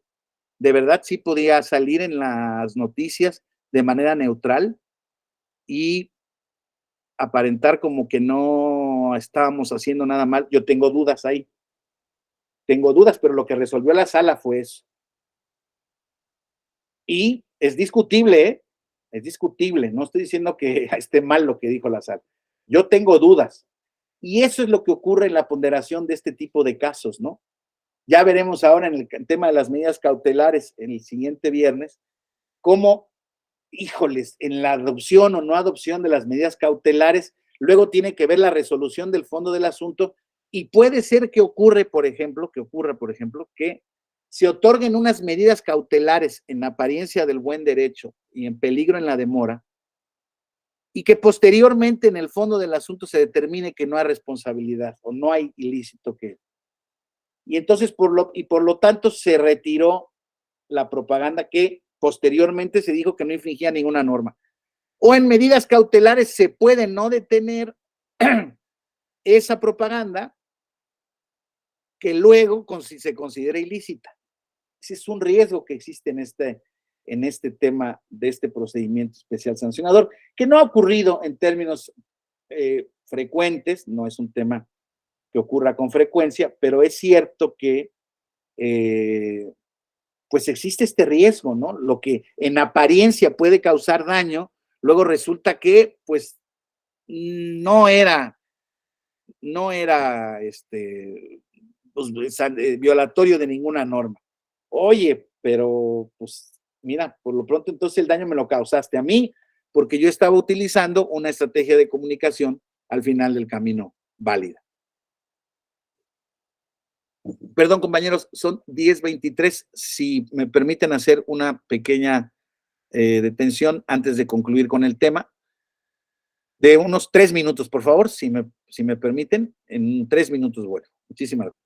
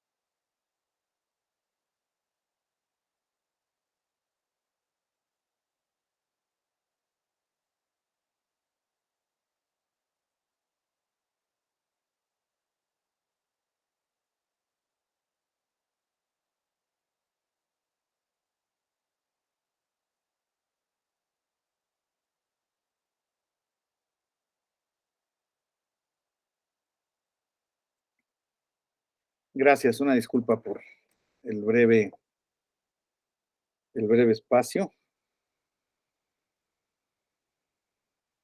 Entonces, en fin, eh, creo que más o menos he dejado sembrado en ustedes el tema de la función de la sala regional especializada en esta bifurcación del procedimiento de una fase resolutora, pero que también tiene responsabilidad al final del camino en el tema de la integración del expediente y el desahogo e integración del mismo, ¿no? Entonces, y los temas que se dan al mismo tiempo como tutela de los derechos fundamentales, como esta tutela siempre resulta de la ponderación de diversos valores puestos en juego. Como lo decíamos, como lo veíamos desde el principio, este procedimiento que aparentemente puede ser tan expedito, ya les decía yo que tiene reglas muy claras y muy rápidas, pero que a veces son de ejecución complicada. La última lámina, por favor, Inés, muy amable. Decíamos en el artículo 476, se establecen aquí los plazos para que la sala regional especializada, ¿no? ¿Cuáles son los plazos que tiene para efectos de proceder? Entonces, dice, recibe del instituto el expediente original formado con motivo de la denuncia y el informe circunstanciado respectivo. Ya vimos que este expediente en la práctica, de acuerdo ¿cómo se llama? El Acuerdo General 04-2014 de la Sala Regional Especializada, que está en nuestro repositorio documental y puede ser consultado por todos. Esta comunicación, este expediente está conocido desde que se presenta la denuncia y se digitaliza, por parte de los órganos correspondientes del instituto. Recibido el expediente, pero ya ahora sí, ya estamos hablando de la recepción física del expediente, del turno, cuando ya la unidad técnica de lo contencioso dice, yo ya terminé. El presidente de dicha sala lo turna al magistrado ponente que corresponde, ¿quién deberá? Radica la denuncia, procediendo a verificar el cumplimiento por parte del instituto de los requisitos previstos en esta ley. Cuando advierta omisiones o deficiencias en la integración del expediente o en su tramitación, así como violación a las reglas establecidas en la ley, realizar u ordenar al instituto la realización de diligencias para mejor proveer, determinando las que deban realizarse y el plazo para llevarlos a cabo, las cuales deberán desahogarse de la forma más expedita. De persistir la violación procesal, el magistrado ponente podrá imponer las medidas de apremio necesarias para garantizar los principios de inmediatez y de exhaustividad en la tramitación del procedimiento, lo anterior con independencia de la responsabilidad administrativa que en su caso pudiera exigirse a los funcionarios electorales. No es el caso, no ha habido el caso en ese sentido. Una vez que se encuentre debidamente integrado el expediente, el magistrado ponente, dentro de las 48 horas siguientes contadas a partir de su turno, fíjense, 48 horas siguientes a partir del turno, debe poner a consideración del Pleno de la Sala Regional Especializada el proyecto de sentencia que resuelve el procedimiento y el Pleno, en sesión pública, resuelve el asunto en un plazo de 24 horas contados a partir de que se haya distribuido el proyecto de resolución.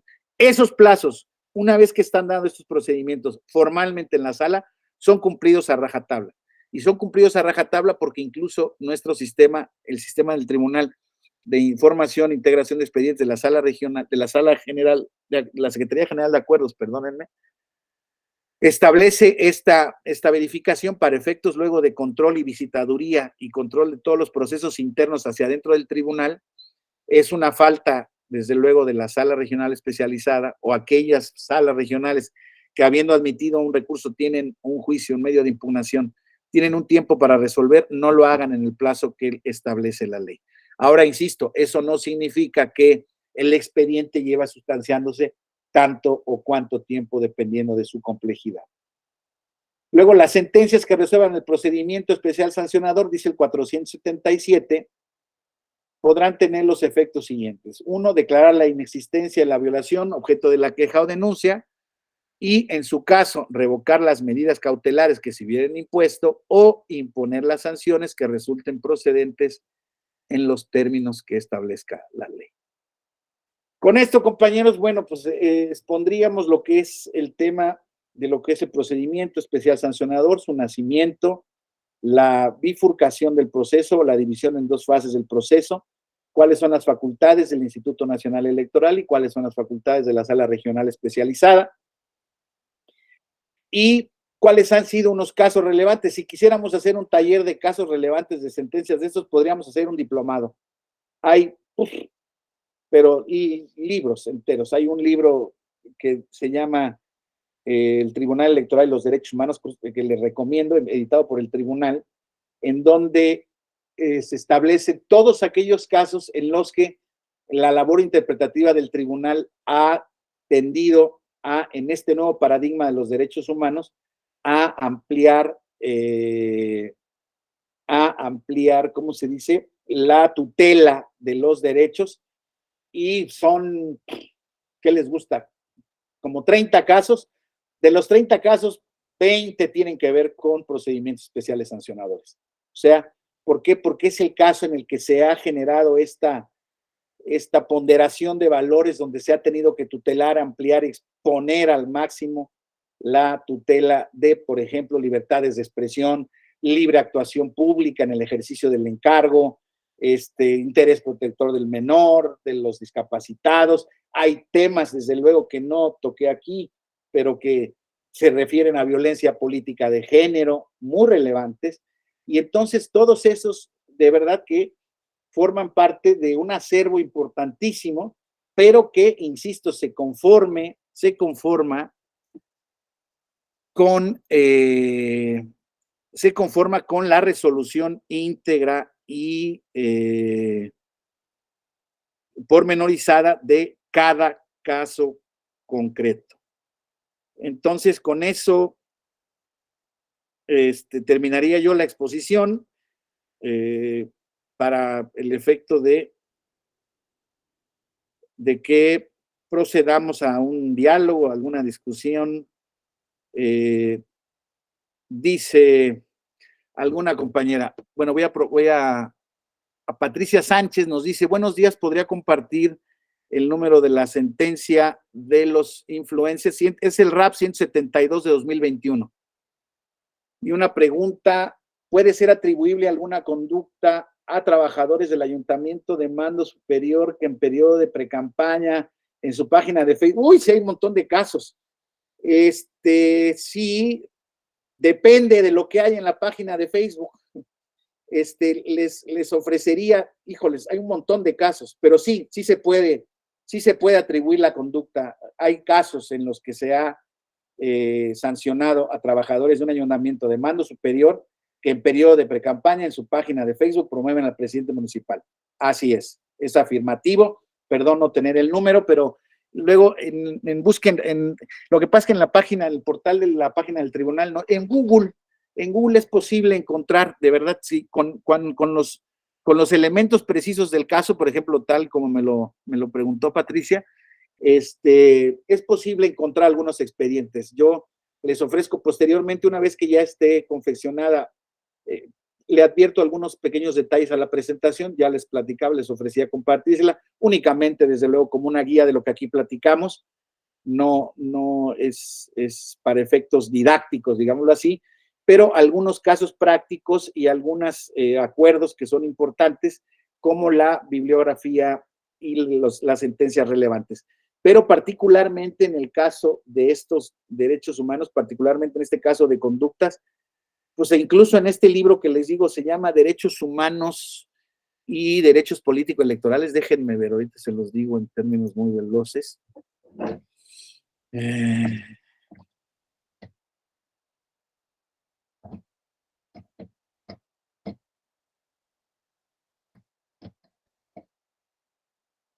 Ahí se puede encontrar. Sí, se llama Justicia Electoral y Derechos Humanos. Es del 2019. Está en el sitio del tribunal, sin problema. Viene impreso, son 2 tomos, pero son un montón de casos, ya lo verán ahí. Ahí búsquenle, ahí a lo mejor viene este caso incluso de lo que nos platicaba de los mandos superiores. Pero sí es un caso típico, digamos, de responsabilidad. ¿Por qué? Porque están de alguna manera incurriendo en la prohibición prevista en el 134. Es curioso, también es un punto muy interesante a debate. Las restricciones constitucionales y legales a la libertad de expresión se interpretan de manera restrictiva o de manera amplia. Nuestra primera respuesta, o mi primera respuesta es restrictiva, ¿no? ¿Por qué? Porque son límites constitucionales. Y ahora, pues que estamos inmersos en cursos de protección de derechos humanos, la jurisprudencia interamericana nos enseña que no es tan restrictiva como se tiene que interpretar. También tiene que ver con el caso concreto a dilucidar, pero no es una respuesta tampoco de fácil solución. Pero sí, aquí se ha concluido en muchos expedientes, les podría decir, por eso le digo que no tengo duda en contestarle afirmativamente. Cuando hay evidencia de que en la página correspondiente al trabajador del ayuntamiento de mando superior está ese contenido, y ese contenido es de franca promoción, pues no necesariamente de llamado al voto, sino simple y sencillamente de un equivalente funcional al mismo. O sea, si hay una sola imagen del presidente municipal en su página de Facebook, híjoles, depende del contexto. Hay que verlo. No quisiera ahorita ejemplificar con casos, porque de verdad cada uno es un universo y puede haber un contexto específico para cada anuncio. O sea, contestando su pregunta es, podría no serlo. Sin embargo, si se identifica que sí hay promoción, que hay una intención de promover al presidente, sí es atribuible, perdón, sí es de castigar o punible. La conducta incluso puede ser objeto de medidas cautelares. Entonces, en la sesión del viernes veremos todo el universo de lo que aplica a las medidas cautelares, ya bajo este contexto, que esto está muy avanzado. El análisis de las medidas cautelares, desde luego, va a ser mucho más sencillo verlo ya habiendo desahogado estas dos sesiones respecto de la naturaleza y finalidades de este procedimiento. Sigo a sus órdenes. Si alguien quiere escribir, si alguien quiere levantar la manita. Doctor, yo tengo una pregunta, si me permite. ¿Quién? A ver, ¿le picas a la manita? ¿Quién eres? Perdón. Aquí estoy. Ahí está. Franklin Ernesto. Sí. Gracias. Maldonado. Gracias, doctor. Efectivamente, pues como sabemos, el procedimiento especial, cuando se empieza a integrar, ya sea en un OPLE o en el INE, que en el INE tiene la atribución de poder mandarlo a la sala especializada, nosotros como OPLE, pues integramos y sustanciamos aquí. Aquí, ¿cuál sería su postura respecto a lo que es la prueba pericial dentro de un procedimiento especial sancionador? ¿Admitible o no admitible? ¿O hasta qué impacto puede tener si se pudiera establecer como tal dentro de un procedimiento especial sancionador? Vale, esa es la pregunta, ¿verdad, Franklin?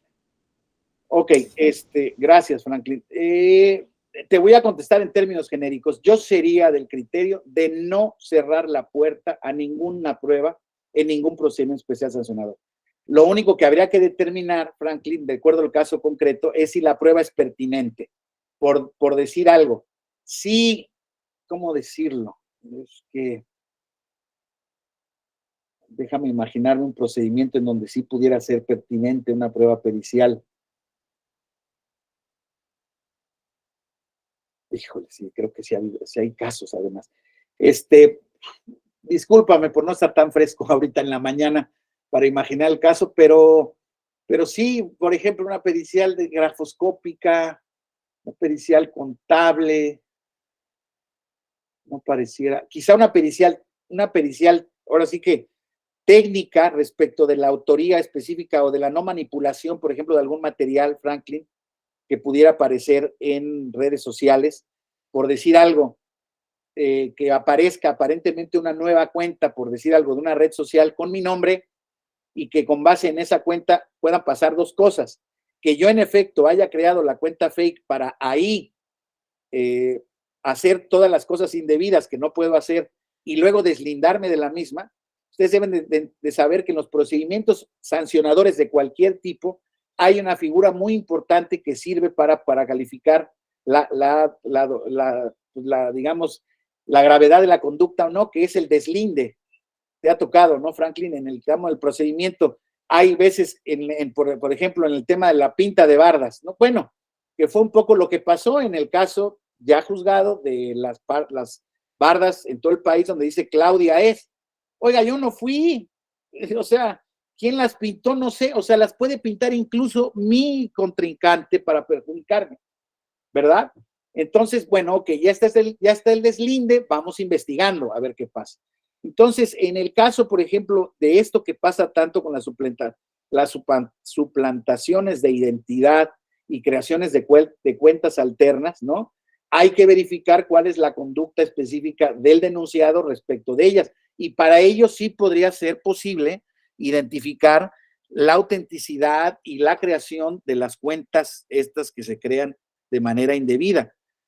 Entonces, sí, yo estimo que cualquier prueba pericial, tenga nombre o no tenga nombre, que tienda a determinar, en efecto, en su caso, o deslindar la responsabilidad de un sujeto en un procedimiento especial sancionador, yo, particularmente yo, a pesar del catálogo limitado que establece en la ley federal, esto no conozco a precisión desde luego, pero todas son muy similares en general de lo que yo he visto, las leyes de los estados, para efectos de verificar una conducta ilícita o no, yo no negaría ni cerraría las puertas.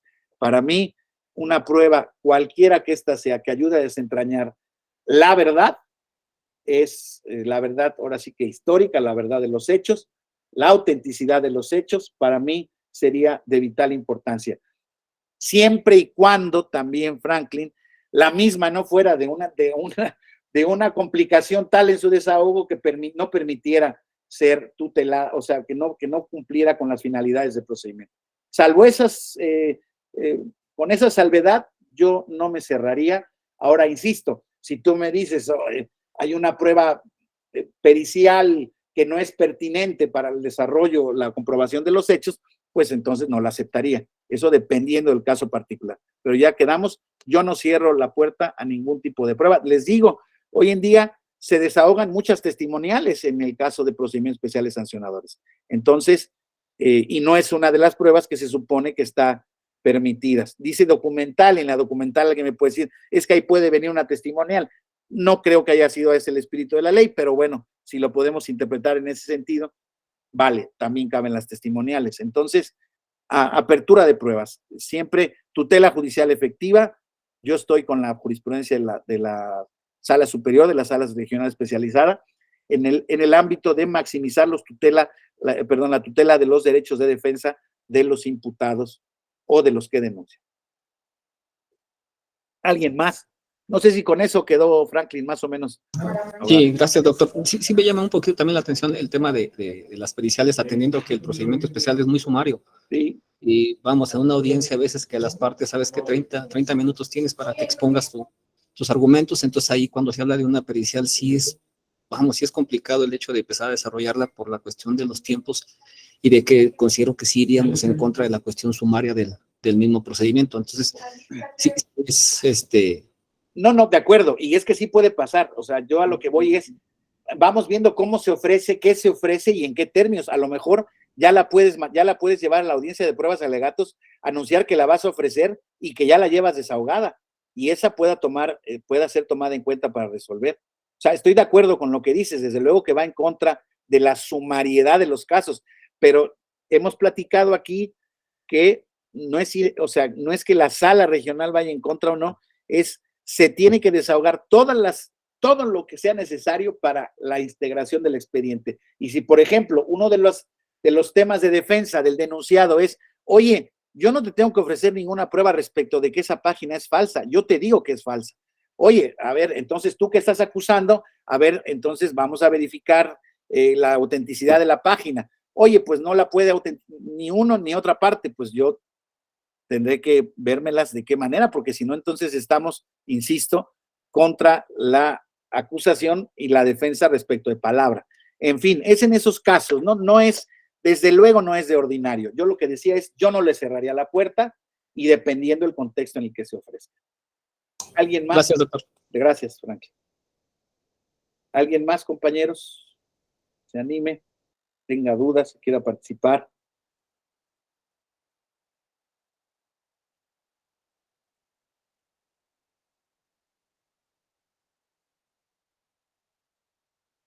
Si nadie se anima, si nadie quiere participar, pues ahora sí como le hacen. Doctor, yo otra pregunta, venga, aprovechando. Venga, adelante. Atendiendo a la presentación de los procedimientos, en este caso la queja o la denuncia que se presente, ¿qué tan factible es el hecho de reservar la admisión para tratar de poder tener más elementos para poder resolver? Sí, quizá no lo dije expresamente, Franklin, pero es exactamente lo que se hace en la práctica del tribunal para efectos de poder hacer todo, si no sería imposible cumplir con los plazos. Ayer que platicaba yo con el secretario de la sala de la sala regional especializada, y es que de verdad se los digo honestamente, o sea, yo formé parte de la sala regional de Guadalajara, no existía la especializada, pero luego sí, insisto, en la superior, pues desde luego que revisábamos cuestiones de la especializada, pero nunca me preocupé por el cumplimiento de estos plazos, o sea, se daba por entendido de que se llevaban a cabo, y desde luego, ayer que estaba estudiando decía, oye, pero a ver, pero estos plazos, ¿cómo se le hacen para desahogarse? Pues entre otros casos, digamos, en términos coloquiales, se va ajustando el reloj jurisdiccional, Franklin, ¿no? Se reserva la admisión. ¿Por qué? Porque ahí sí en el tribunal, cuando dictas la admisión a un procedimiento o cuando dictas el turno de un procedimiento, los plazos te corren indefectiblemente. Entonces, ahí por eso te decía yo que desde que se presenta la queja en el instituto, en cualquier órgano del instituto, inmediatamente se asigna o se turna aleatoriamente, en el caso de la especializada, a un magistrado para que le dé seguimiento. Ese turno, que hoy en día en todas las demás salas es electrónico, aleatorio y electrónico, aquí la aleatoriedad y el turno electrónico funciona desde la presentación de la queja para efectos de cumplir de mejor manera con los plazos. Pero aún así, te decía Franklin, o les decía, es imposible el cumplimiento, digamos, a rajatabla a partir de que se presenta una denuncia. Como tiene que llevarse a cabo el desahogo de un montón de diligencias, pues los plazos realmente se dan. Incluso las audiencias, sí es cierto, tú me lo dirás en tu experiencia de Lople, en términos federales las audiencias sí duran prácticamente 2 horas, 3 horas, dependiendo el procedimiento, pero se desahogan en una misma etapa. Creo que no he tenido noticia ni he visto, pero no habría ningún impedimento a que se pudiera desarrollar, suspender y desarrollar en 2 etapas, en el caso de que fueran muchos demandados, denunciados, etcétera, etcétera. Entonces, podría pasar ese caso. Pero sí, claro, la reserva de admisión que se da en la sala regional especializada y entiendo yo en los tribunales locales es un recurso que tiene para poderse allegar de mayores elementos para poder determinar la sanción. Es que fíjense, estos procedimientos pueden ser muy benéficos o muy perjudiciales para alguna de las partes, ¿verdad? Quien denuncia espera, la legal y naturalmente y legítimamente y de buena fe entendido, pues que se reprima la conducta que está denunciando, que se castigue, se sancione, etcétera, etcétera, etcétera. Y quien denuncia, y quien es denunciado, perdón, y auténticamente no se siente o no es responsable de la comisión de la conducta, pues evidentemente espera que en el transcurso del procedimiento se compruebe su inocencia, pero, o más bien, no se compruebe la acusación. Pero eso no quiere decir que necesariamente todos los procedimientos hagan justicia material, ¿eh? O sea, puede ser que a veces indebidamente a algunos sujetos denunciados se les imputen responsabilidades por conductas que realmente ellos no hicieron con ninguna intención y en las que accidentalmente estaban por ahí, por decirles algo. Fundamentalmente en el caso de funcionarios públicos, en donde aparecen en ciertos eventos que para ellos legítimamente están apareciendo y luego se descubre que forman parte de una sistematicidad, etcétera, etcétera, de exposición, en fin.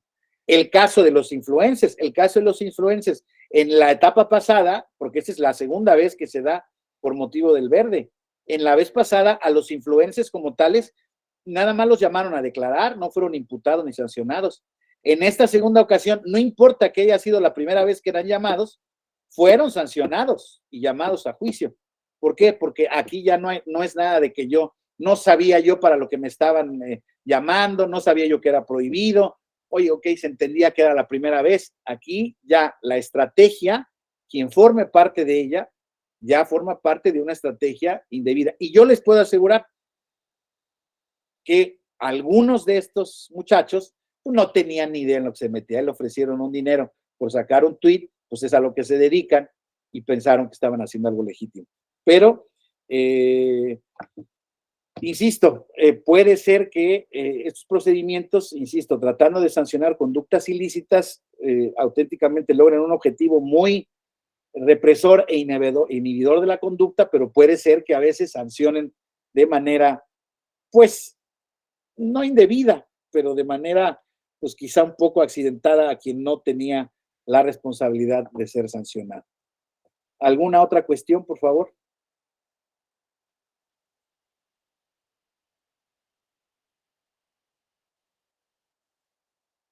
Son 10:50. Si nadie tiene más participaciones, opiniones, pues espero, compañeros, que haya sido del provecho de todos otra vez la exposición. Vamos a ver el viernes, les decía yo, el tema de las medidas cautelares, la tenemos prevista a esta misma hora. Agradezco la atención de todos, Alejandra Aguilar, Alejandro Mariani, Alfonso Salazar, Anita García, Carlos Alberto Navarrete, Carolina Gasca, Claudia Ariana Chávez, Consejería Sandra Prieto, Daniel Antonio Ríos Gutiérrez, Daniel Benjamín Zamudio, Edwin, Fermín Cornejo Negrete, Fernando Manuel Gasca, Fernando Ríos Negrete, Franklin Ernesto Aque, Yari Hernández Barragán, Javier Bielma, Jessica Tinoco, Jesús Ibáñez, Jorge Mendoza, José Ángel Yuen, Juan Arturo Navarrete, Juanita Arellano, Judith Velázquez, Karen Elizabeth Vázquez, Laura Villalobos, León Felipe Báez, Andrés Yerem, Lucía Costa, Manuel Sánchez, Manuel Acano, Mirta López Zárate, Morril Alex, Nancy Aguilar Sánchez, Oscar Chávez, Patricia Sánchez, Raúl Alejandro Torres, Raúl Pablo Moreno Hernández y Yonoel Salinas. Agradezco a todos, compañeros, su atención, su esfuerzo por tenerme paciencia en esta exposición y nos vemos el viernes, si Dios nos presta licencia. Tengan un buen día a todos. Muchas gracias, buen día, hasta luego. Hasta luego. Gracias, Inés, también por el apoyo tecnológico. Muchísimas gracias. Muchas gracias a usted, doctor. Muy buen día, hasta luego. Buen día a todos, hasta luego, gracias.